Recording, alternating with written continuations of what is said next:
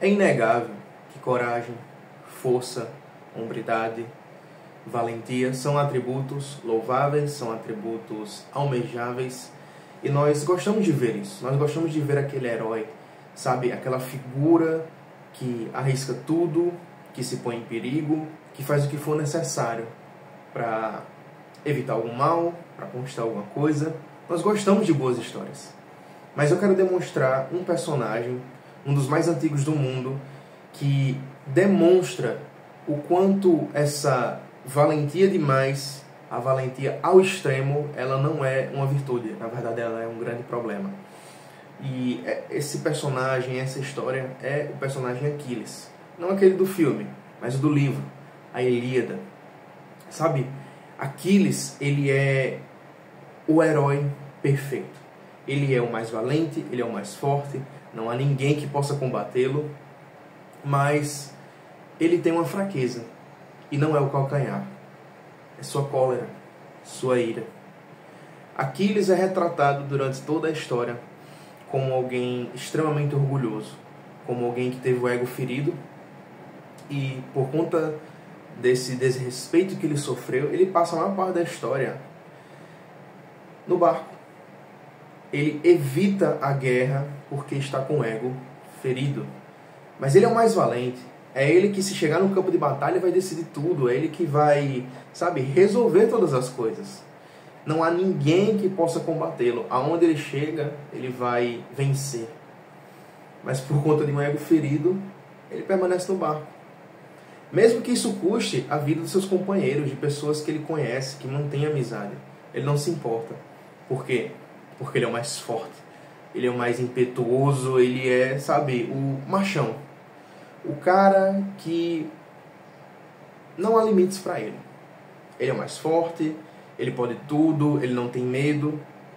Só que isso, nós temos exaltado essa figura do guerreiro, e é óbvio que eu concordo com os princípios de que homens devem ser fortes, homens devem se sacrificar, homens devem fazer o que é necessário e devem sim ter uma mentalidade de guerreiro. Mas Aquiles, ele é o extremo disso. Ele é o excesso da coragem. Eu estava lendo Ética Nicômaco e Aristóteles propõe em diversas áreas o que seria o excesso de uma virtude, o que seria o excesso, o que seria a falta dessa virtude, dessa característica, e propõe que sempre o melhor é o equilíbrio. Ele fala sobre a coragem. E de fato, quando nós analisamos pessoas corajosas demais, imprudentes, que não se importam, sabe, com nada, isso não é virtude. Isso não é louvável. Na verdade, isso pode provocar muitos danos, como é o caso da história de Aquiles. Então, ele teve o seu ego ferido, e ele passa a maior parte da história, a maior parte da Ilíada, da Guerra de Troia, do final da Guerra de Troia, ela não possui, ela não está com o maior guerreiro de todos, que é um dos protagonistas, é um dos pilares centrais dessa guerra, é o Aquiles. Mas porque ele estava com o ego ferido, ele se absteve. E tudo gira em torno da cólera de Aquiles. Porque o evento que faz com que ele entre na guerra é porque o seu amigo, o seu companheiro, o seu melhor amigo, o seu escudeiro, Patroclo, ele decide entrar na guerra para ajudar os seus companheiros, mas Patroclo é morto.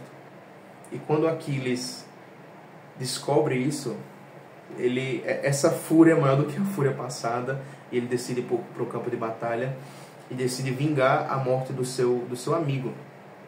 E nisso é quando a gente tem o desenrolar da história, é quando ele mata Heitor, que é o seu grande, digamos, antagonista. Mas durante toda a história da Ilíada e durante toda a narrativa, nós vemos profecias que demonstram que, por conta de tudo isso, dessa cólera implacável, Aquiles vai perder a sua vida no final das contas. E a reflexão que fica é: de que adianta ser o mais forte, de que adianta ser em campo de batalha invencível, não há ninguém que possa ir contra ele, mas ele é vencido por si mesmo. A sua fraqueza não é um calcanhar, Mas a sua fraqueza são os seus próprios sentimentos, o seu próprio ímpeto, na verdade, um ego ferido. É interessante porque a Bíblia já falou isso muito antes. Lá em Provérbios 16:32 fala que a paciência é melhor do que essa valentia. É melhor aquele que sabe conter o seu espírito do que aquele que toma uma cidade. Então nós vemos que o equilíbrio, ele é a peça fundamental. Sim, volto a dizer, homens devem ser fortes. Homens devem ter atributos de nobreza, virtudes, sabe? Essa mentalidade guerreira. Mas não como Aquiles. O verdadeiro herói da história, o verdadeiro homem valoroso, ele é Heitor. Alguém que está defendendo a sua casa, porque tem um pai idoso, porque tem uma cidade a zelar, ele é da nobreza. A causa da guerra é o seu irmão, porque o seu irmão raptou a esposa do outro rei, né? O Paris raptou Helena, e por conta disso desencadeou essa guerra. E Heitor, ele não é filho de uma deusa, ele não é o maior guerreiro, ele não é o mais forte, mas ele é o homem de princípios. Ele é alguém que do início ao fim se mantém íntegro. E diferente de Aquiles, não é vencido com um ego ferido.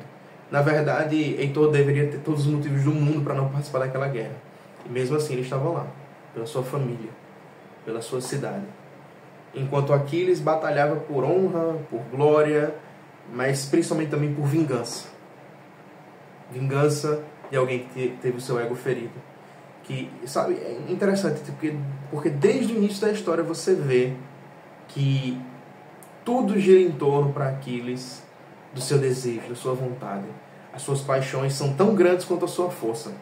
Talvez seja até isso que o faz um guerreiro tão poderoso. Mas a que custo?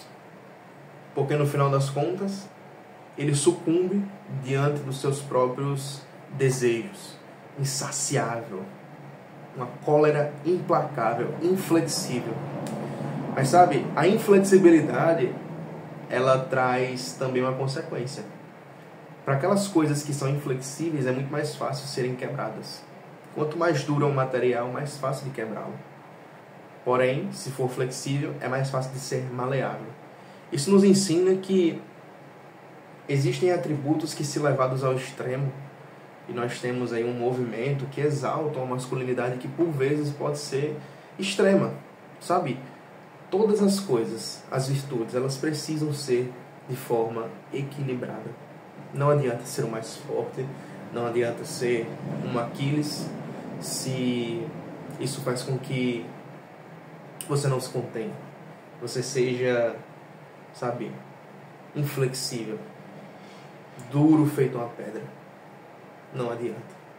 E tem diversos personagens que eles vão nessa mesma linha, que eles são retratados, os heróis gregos, né? E um deles é justamente o segundo mais poderoso, que é Ajax. Ele é tão poderoso quanto Aquiles, por vezes há comparações em que os dois são tão fortes um quanto o outro, mas no final das contas, Ajax, ele, depois da morte de Aquiles, ele disputa as armas de Aquiles com Ulisses, que é o protagonista da Odisseia. E nessa disputa, Ulisses acaba vencendo ele, eles têm discursos lá, e Ulisses, ele é um personagem muito mais ardiloso, muito mais eloquente, tão valente quanto os outros, mas ele tem essas características de ser mais contido. E quando ele vence essa disputa pelas armas de Aquiles, a decisão de Ajax, por tanta valentia e por tanto ego ferido também, no final das contas ele tira a própria vida com as armas de Aquiles, porque ele preferiu ter ele mesmo como quem, tipo assim, eu que vou tirar minha própria vida, ninguém é tão bom quanto eu, então ninguém vai fazer isso, eu mesmo faço. Mais alguém vencido por paixões, mais alguém que era símbolo de força e destreza, mas que por ter um espírito inflexível foi vencido. Vencido por si mesmo. Vencido por um ego fragilizado. E isso não é bom. Nós precisamos cultivar boas virtudes mas de forma equilibrada, para ser uma boa pessoa, um homem de valor, alguém que tem atributos viris, atributos nobres, mas isso tem que ser feito na proporção certa, no lugar certo e na hora certa. Então, fica essa reflexão. Eu tenho também a pretensão de falar posteriormente, em algum outro vídeo, sobre o herói. Ele não é tão conhecido aqui no Brasil, mas ele é o herói romano, que é também um dos personagens da Ilíada, mas que ele é retratado não como esse valente guerreiro invencível, mas como alguém que é piedoso, que é Enéas, o protagonista da Eneida. Alguém que é retratado como um homem de família, um homem de valor, alguém que não coloca a vida dos seus companheiros em risco por conta das suas próprias vontades, mas alguém que, pelo contrário, se dispõe a lutar por aquilo que ele acredita, pelos seus amigos, pela sua família. Alguém que é retratado em algumas imagens carregando o próprio pai nas costas, sabe? Alguém que teve a sua pátria destruída porque ele era de Troia. E é uma história bem interessante, eu não vou me delongar nisso, mas é minha pretensão futura. Então, enfim, se você gostou desse vídeo, eu peço que deixe um like, se inscreva no canal e compartilhe para alguém que você lembrou, alguém que faça sentido ouvir essa mensagem.